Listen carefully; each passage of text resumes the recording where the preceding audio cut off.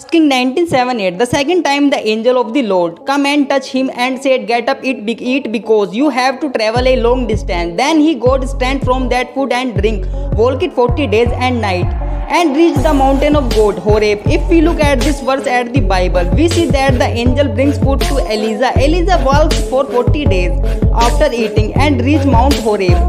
If we think about how a person walks for 40 days by eating only once, what was that food by getting strength from which he traveled for 40 days? It is written in Psalm 17:24, and rained manna from to eat and gave them food from heaven. If we look at this verse of the Bible, we come to know that in 1 King 97:8, the angel brings food for Elijah.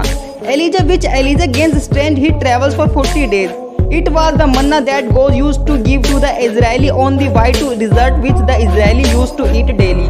So here the question arises that how Elijah, who at once with the Israeli at daily travels for 40 days to mountain Horeb. Let us see from the Bible, Psalm 78:25.